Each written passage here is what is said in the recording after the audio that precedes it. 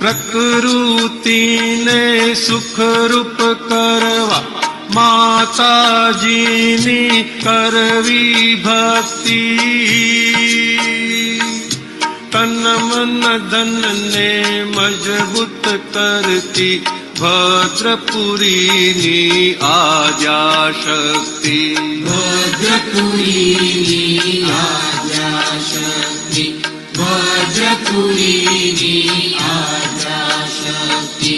માતાજીની ભક્તિ કરતા શ્રી પરમાણુ સુંદર થાય. ભદ્રિકતા પુરુષને આપે જે માતાની સ્તવના ગાય. જે માતાની સ્તવના ગાય. જે માતાની સ્તવના ગાય. હો જય હો ભાદરણી શક્તિમાં આ દુનિયામાં સતયુગ લાવો. જગ કલ્યાણક યજ્ઞ મહિમા આપ બિરાજો પુર અજવાળો. આપ બિરાજો પુર અજવાળો. આપ બિરાજો પુર અજવાળો. માતાજીની મૌન કૃપાથી ભૂમિ ભદ્રપુરીની દીપી. ચારુતરને ભાદરણ ગામે વર્ણ 18 એકતા દીઠી. વર્ણ 18 એકતા દીઠી. વર્ણ 18 એકતા દીઠી. હે અંબા માતા કાલિકામાં બહુચર માને ભદ્રકલીમાં. લક્ષ્મીજીને સરસ્વતીમાં વ્યક્ત કરાવો આત્મીયતા. વ્યક્ત કરાવો આત્મીયતા. વ્યક્ત કરાવો આત્મીયતા.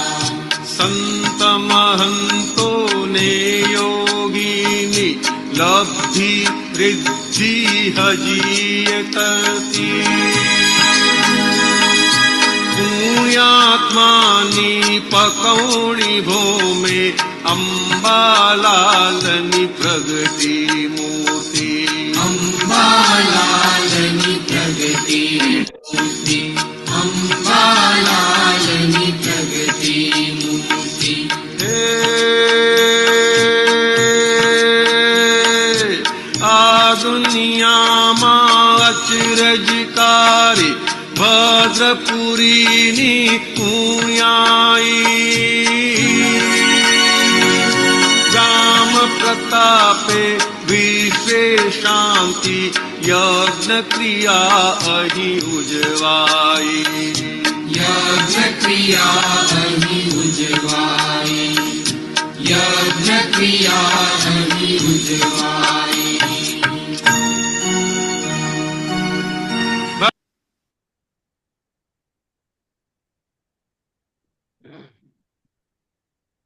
જય સચ્ચિદાનંદ. જય નવરાત્રિનો આજનો પહેલો દિવસ છે અને આજે 8 થી 9 દિવસ લગી માતાજીની આરાધના થાય છે. હવે આ માતાજીની આરાધના એટલે પ્રકૃતિની આરાધના છે. પ્રકૃતિ કોને કીધી? પ્રકૃતિ. પ્રાકૃત ભાવે થયેલી કૃતિનું પરિણામ, ક્રિયાનું પરિણામ, ભાવ ક્રિયાનું પરિણામ. એટલે આજે આપણે જે પણ જોઈએ છે તે બધાની પ્રકૃતિ કહીએ છે. પુરુષની પણ પ્રકૃતિ અને સ્ત્રીઓની પણ પ્રકૃતિ. પ્રકૃતિ હંમેશા સ્ત્રી જાતિની હોય છે અને એ શક્તિનું સ્વરૂપ છે. અંદર શુદ્ધાત્મા ભગવાન એ મૂળ પુરુષ છે એ જ પુરુષ છે. પ્રકૃતિની આરાધના એટલે પ્રકૃતિ જો સરખી થાય, અંદર આત્મા તો ટંકોટકીને સ્વભાવના અંદર વિતરાગ ભાવે જ બેસેલા છે, સિદ્ધ સ્વરૂપે જ બેસેલા છે. પણ આ પ્રકૃતિનો ભાગ જે છે તે જેમ જેમ બધા સંજોગોમાં આવતું જાય છે તેમ તેમ એને શું કહીએ, એની પ્રગતિ થતી જાય છે, અહંકાર વધતો જાય છે, અને છેલ્લા જ્યારે એ ભૂમિકામાં આવે ત્યારે પુનર્જન્મને માને છે. પણ મુદ્દો શું છે?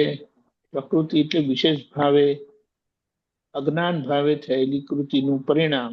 એટલે આજે તો એ કુદરતી જ છે, પણ એ વિશેષ ભાવ કેવો છે એના પર આધાર રાખે છે.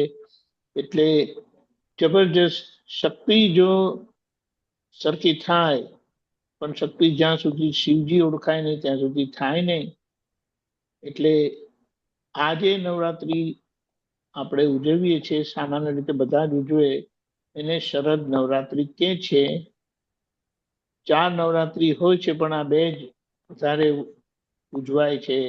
ચૈત્રની નવરાત્રી અને આ આસોમાં આવતી નવરાત્રી ઉજવાય છે.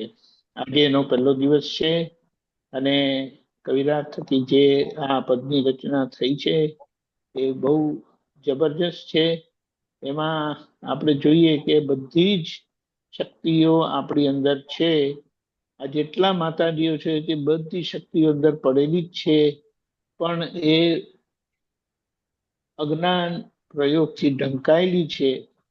અને જેટલી આરાધના કરીએ માતાજીની, અને સૌથી મોટામાં મોટી આરાધના એ દાદાની આજ્ઞા છે કે બધી જ શક્તિઓ આપણી પ્રગટ થાય.